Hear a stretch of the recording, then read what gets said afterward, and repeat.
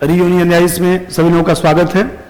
सोनू कुमार जी हैं, हम लोग के यहाँ जो है पॉलिटिकल साइंस पढ़ते थे और बड़ी खुशी की बात है कि इनका जो है इस बार जीआरएफ में हुआ है और सोनू जी को हम लोग जो है संस्थान की तरफ से बधाई देते हैं और आशा करते हैं कि कहीं न कहीं जो है जो आईएएस पीसीएस की कड़ी है उसमें भी आगे बढ़ें।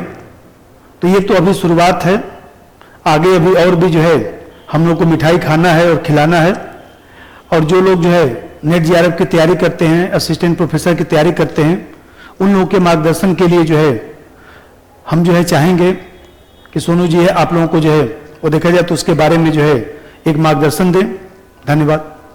सबसे पहले तो मैं रीयूनियन आईएएस कोचिंग इंस्टीट्यूट के डायरेक्टर वी.के. त्रिपाठी सर को धन्यवाद कहना चाहूँगा कि मेरा यूजीसी नेट जीआरएफ परीक्षा में एक अच्छे रैंक से जीआरएफ उत्तीर्ण हुआ है।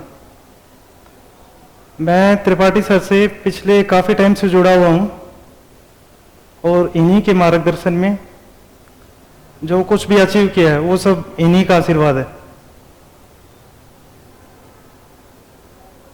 रही बात, हम नेट जीआरएफ की बात कर लेते हैं। जितने भी नए युवा बच्चे जो देख रहे हैं, जितने भी एस्पिरेंट्स हैं, तो मेरा ये मानना है कि आप आईएएस बने, आईपीएस बने, पीसीएस बने, कुछ भी बने, लेकिन एक प्लान बी लेके जरूर चलना चाहिए।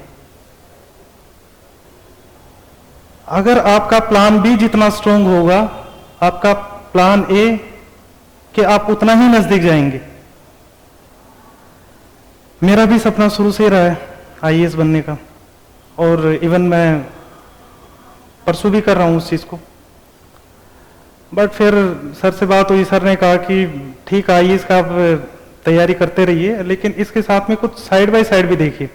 तो मैंने इस चक्कर में बीएड भी कर लिया, इसके साथ मैंने CTET, TGT, PGT, Haryana TET सारे एग्जाम्स पास किए जितने भी पात्रता के होते हैं। और इसी कड़ी में नेट में ऑलरेडी क्वालिफाइड था पहले से ही, और जेआरएफ के लिए थोड़ा सा एक्स्ट्रा करना पड़ता है आपको एफर्ट। तो इस बार मैंने कुछ एक्स्ट्रा किया तो परिणाम आप लोगों के सामने है ही। जेआरएफ के लिए एक्चुअली क्या होता है कि इस पे 2 पेपर होते हैं नेट जेआरएफ के लिए। और पहले तो ये रहता था कि हर 6 मंथ पे जो है पेपर कंडक्ट होता था यूजीसी नेट के थ्रू। अब तो इसको खैर एनटी के थ्रू कंडक्ट कराया जाता है। और पहले की तुलना में जो अब पेपर आ रहे हैं वो ज़्यादा टफ है, और टफ से ज़्यादा वो कॉन्सेप्चुअल क्लैरिटी के साथ आ रहे हैं कि आपकी कॉन्सेप्चुअल पकड़ जितनी अच्छी होगी आप उतना ही अपना बेस्ट दे पाएंगे। तो नेट जीआरएफ में आप लोगों को पता होगा कि 2 पेपर होते हैं, पेपर 1, पेपर 2। पेपर 1 जो होता है वो जनरल पेपर होता है, एक कॉमन पेपर होता है। इसमें आपका जीके का सेक्शन रहेगा, जीके कहिए या जीएस कहिए, जनरल स्टडीज। इसके अलावा मैथ्स का सेक्शन रहेगा, उसमें डीआई भी आती है। इसके अलावा रीजनिंग के कुछ क्वेश्चंस होते हैं। इसके अलावा इसमें टीचिंग एप्टीट्यूड होता है। और इस तरीके से 50 क्वेश्चंस फर्स्ट पेपर में पूछे जाते हैं। और सेकंड पेपर जो है वो आपका पर्टिकुलर सब्जेक्ट का, जैसे मेरा पॉलिटिकल साइंस है, आप लोगों का भी ऑब्वियसली पॉल साइंस ही होगा। तो इसमें आपको पेपर 2 जो ऑप्शनल है उसके लिए आपको, जैसे मैंने त्रिपाठी सर को ही फॉलो किया है, उनकी बुक्स रेफर की हैं, उनके जितने भी बुकलेट्स हैं तो मैंने वो पढ़ी हैं। इसके अलावा सबसे पहले मैंने यूजीसी नेट के जितने भी PYQs हैं, प्रीवियस ईयर पेपर्स हैं, उनको अच्छे से प्रिपेयर किया और उससे कंक्लूजन निकाला कि यूजीसी कहाँ पर अपना फोकस रखती है। तो मैंने पाया कि जैसे पॉलिटिकल साइंस तो एक बहुत बड़ा सिलेबस रखता है अपने आप में, तो इसमें जैसे इंडियन थिंकर्स हैं, वेस्टर्न थिंकर्स हैं, पॉलिटिकल थियरी है, या सीजीपी है, आईजीपी है, आईआर का सेक्शन, फॉरेन पॉलिसी है, बहुत सारे सेक्शन है। नेट क्वालिफाई करने के लिए हम कुछ सेक्शन को उठा के कर सकते हैं, लेकिन अगर आपको जेआरएफ क्वालिफाई करना है तो उसके लिए आपको एंटायर सिलेबस को अच्छे से गो थ्रू करना होगा, तभी आप कर पाएंगे। मैंने भी वही किया है।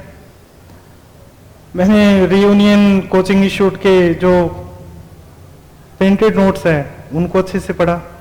इसके अलावा मैंने बुक्स भी पढ़ी है, हालांकि मैं दिल्ली यूनिवर्सिटी का छात्र रहा हूं, बट मैंने जितना फील किया है कि सर ने गागर में सागर भरने का काम किया है कि इन्होंने एक कम बुकलेट्स में इतने एंटायर सिलेबस को, इतने वास्ट सिलेबस को उसमें कंप्लीट करना, कंक्लूड करना बहुत बड़ी बात है। तो मुझे याद है कि शायद सर के 20,000 क्वेश्चंस होंगे इसमें, तो खैर पूरा तो मैं नहीं कर पाया, मैक्सिमम करने की कोशिश की, क्योंकि मेरे और भी अदर एग्जाम्स लगे हुए थे, आईएएस के और पीसीएस वगैरह। तो मैं जितना भी अपना बेस्ट दे पाया तो मैंने दिया और ये पेपर क्वालिफाई कर पाया। बाकी आप लोगों से यही कहूंगा कि अच्छे से पढ़ते रहिए, सपने देखिए, आगे बढ़िए। कम से कम आपका अगर प्लान बी भी अगर फुलफिल होता है तो वो भी किसी न किसी चेहरे के पे खुशी दे सकता है। और रही बात, आप लोग सब अच्छे हैं पढ़ने में, ऑब्वियस सी बात है कि आप इतनी बड़ी तैयारी में आए, लेकिन plan B is must, is necessary. क्योंकि आप ठीक है, हम लोगों ने भी एक अरसा लगाया इस तैयारी में, टाइम लगता है, बड़ी चीजों में टाइम लगता है, लेकिन अगर आपके पास कुछ ऑप्शन रहता है, कुछ आपको लाइफ की कुछ ऐसी एक थ्रेट्स नहीं होता कि पता नहीं मेरा क्या होगा, मैं कभी कुछ बन पाऊंगा कि नहीं बन पाऊंगा, तो उन सब चीजों से निकलने का एक माध्यम, एक जरिया है प्लान बी। और मुझे तो यही लगता है कि आप खुल के तैयारी कीजिए, खूब अच्छे से पढ़िए, और जैसे जैसे आपकी स्पीड बढ़ती है, आपका जो एक रेडियस बढ़ता है आपके एग्जाम्स क्रैक करने का, तो उतना ही आप कॉन्फिडेंट होते हैं, उतना ही आप पेशेंट पर्सन बनते हैं। तो इसके लिए बस मैं रियूनियन कोचिंग, उनकी टीम, स्पेशली वी के त्रिपाठी सर का बहुत बहुत आभारी हूँ कि आज मैं मंच पे आके अपनी दो बात रख पाने में एक समर्थ हो पाया। तो धन्यवाद, बहुत बहुत शुभकामनाएं, थैंक यू।